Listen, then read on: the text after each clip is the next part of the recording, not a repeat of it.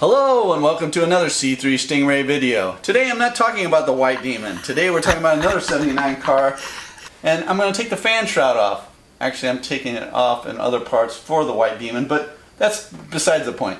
In this edition we're going to take the fan shroud off, which is a controversial thing on how to get out, so I am following the GM procedure straight from the manual on how to take this out, pretty much. I make a couple alterations, but we're going to be taking the shroud off, the radiator out, the fan assembly out. It's all coming out.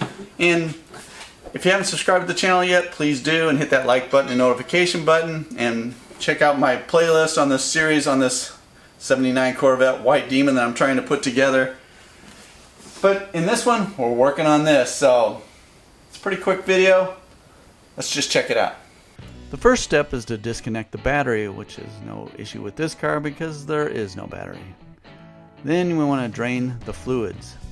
If you have a petcock at the bottom of your radiator, you can just simply turn that and drain it. This car did not have one, so I've taken that hose clamp off and moved it over, and I'm cutting this hose because it just does not want to come off easily. So I'm just going to let this drain into a pan while I go to the top, and I'm going to remove the other radiator hose.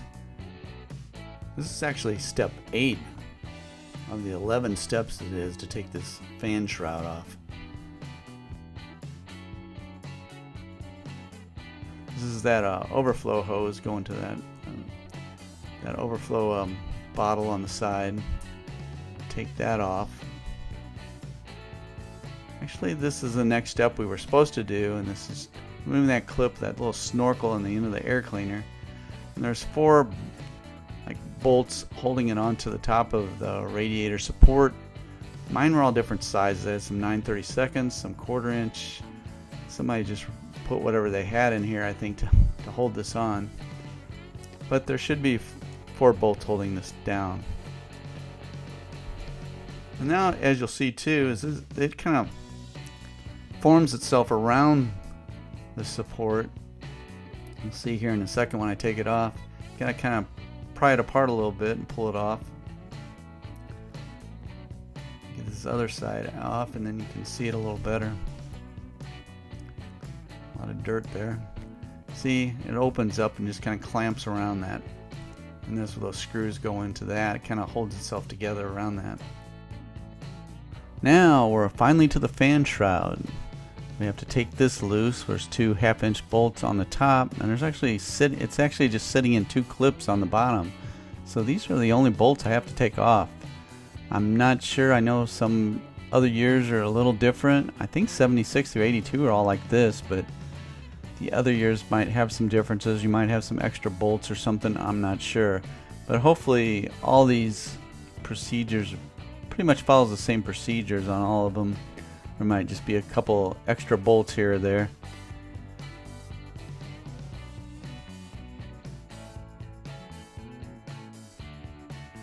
After the fan shroud bolts, you're supposed to take the transmission lines off. These are metal lines coming out of the radiator with rubber hoses on them. Your best bet would be to take the lines completely out. It gives you more room to maneuver. This top one, I'm using a line wrench, 1/2-inch line wrench. It will not budge. I mean, it's just rounding off. So it's kind of a lost cause here. There's also a hose at the end of each one of these metal pieces that come out, which is just a clamp, and you can pull them off. But the problem is with the top one you can probably do it, but the bottom one still sticks out too far, so it's hard to get the radiator out, at least in the procedure that I'm showing you how to do it. But I wrestled with this for a little bit, couldn't get it, and just decided, what the hell, this is a parts car, I really don't care, so I'm just going to cut this thing off. There you can see the line there. You can't really see the hose is below that, but I'm taking a little cut-off tool and just cutting this off. Obviously, if you have a manual 4-speed, you can just skip this whole process altogether. But if not, you can just continue on with me trying to get these lines off. Now I'm back under the car, trying to use a line wrench on that and not having any luck at all moving that. Here's a good shot of that clamp, that little hose clamp at the end of that you can take off and slide off if you can't get that off of there, I'm just cutting this hose because once again, I said it's a parts car. I'm not worried about it. Just want to get this out of the way. I'm pulling down the other hose, and you can see the one I cut, the metal. You can kind of see how long that is and see how that hose is just clamped on the end of it. So you can slip that off, but you'll see the problem with that a little later here. Now I'm taking off the radiator support on the top, these support bars. Actually, these are the pieces I need for the other car. And there's just 2 half-inch bolts holding each one on each side on there. I couldn't get to that second bolt on the left side, that's why I went to the right side. Now I'm doing that. I'm gonna have to go back on the other side with a wrench because I couldn't get a socket in there.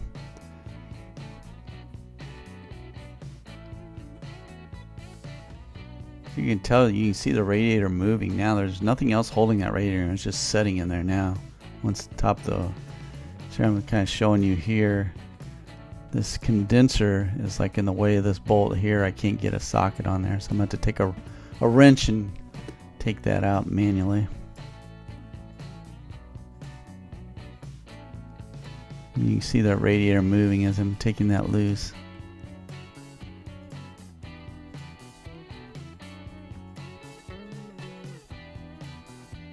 And that is the radiator support. Now, according to GM, you should be able to just lift this radiator right out of there. I'm getting that bolt out that was still in there. And now I took a strap and hooked to one side, and I'm pulling on the other side. Obviously this would be easier if you had 2 people. And you can see how far I'm getting it up, but I cannot get it out. And the big problem is on the right side, the passenger side, that one line that goes to the transmission on the bottom is sticking out. And where that bottom hose connects to the radiator also is sticking out really bad. I tried, putting the strap on the opposite side to see if that made a difference, and it actually was worse. You can see under here, I'm back under there, and I actually got that line to budge. And I was able to get it regular, and then you can see I've taken this out. You can see how long that is. Now this is the other problem. This thing is hitting on those control arms on the other side. It's just hitting right on the edge, and I'm trying again to get this out, and it's hitting over there. It's really the only thing that's holding it up. As you can see, I put a pipe on that side. I thought that I laid the round pipe there trying to hold it out. That did no good. So, according to the GM instructions, this is as far as I had to go. That should just pull right out. It doesn't. As you can see these arrows here, there's 2 bolts on each side that go into that support. My idea was, well, I'm going to take these 4 bolts out that hold that support. See how that support leans in a little bit? The top of it kind of leans in. So you can get to these 2 bolts right here in the fender well. And so I'm just going to take these 2 bolts off and see if that little bit of movement will help me out any. And here I am on the right hand side doing it. I get the bottom bolt easy, but the top bolt, there's a bolt coming down for the hood hinge. It comes through, and it was like blocking the other bolt, so I couldn't get to that one. So I had to go up and loosen that bolt to get it loose. Alright, now we're back at it again. Now I'm getting a little bit of movement. It probably isn't much more than 3/4 of an inch, maybe an inch worth of movement. I don't even think it was that much really, but if I kept maneuvering it, I finally got it loose. As you can see there, it broke loose, and now I was able to pull it out. Obviously this would be easier with 2 people. You had one person on one side and the other, but I was by myself, and I was able to do it. So now we're going to take this fan assembly off. These are just 1/2-inch nuts. There's 4 1/2-inch nuts holding this on. You can get that out of the way, and then we'll be finally to that fan shroud. So ridiculous what you got to do. I mean, wouldn't it have been just easier to make the fan shroud 2 pieces and it connects in the middle, and you just take it apart, slip it out on each side, and not have to take apart the whole front of everything in front of the engine. But I'm not an engineer, so what the hell do I know? had to tap that a little bit to get it to come loose. Get a screwdriver in there and work it out the rest of the way. But I need this fan, I need the shroud, I need those other pieces. It's all going to work great for the other car. So I'm glad I was able to get this all off. Once this is out of the way, now we just got to pull the fan shroud out. It should be easy until I hit the camera and knock it over. Whoopsie doodle. And let's put that back up, and yes, it is out. You have to kind of finagle it a little bit, but there's not much left to be in its way. You can see there was a clip right here that's still down there. The other clip stayed attached to the shroud itself. And this thing just sat on the bottom, just sat inside those two clips, and then the top bolted down. I'm not too worried about that. I can fix that. And there it is. Well, hopefully you enjoyed this video. I don't understand why they didn't just make that shroud where it's just two pieces put together, you bolt it together, you unbolt it and take it off. It would have been so much simpler, but this is the best procedure I've found to get this out, which is pretty much the GM procedure. And I'm doing this by myself. It came out pretty easy. If you had a second person, it would be a little easier, I think, because you'd have someone else kind of help maneuver that out. But anyway, there's going to be a lot more videos coming up. Next one I'm going to do on this is taking that door mirror off the 79. It's another controversial thing, so we'll be doing that next. And I really want to start doing the movie reviews again, because I got a lot of Corvette movies I actually been watching lately that I would like to review. There's a lot of movies with Corvettes in it. I don't think everyone realizes how many more there are than just Corvette Summer is the one everyone thinks about. Which reminds me, Corvette Summer Car used to be at the Mid-America Motor Works a long time ago, and they had this cool sign. I'm going to show you this sign. I bought this like a year ago from Mid-America Motor Works at an auction, and I got it really cheap. I can't remember how much it was. I have to look that up, but it wasn't very much.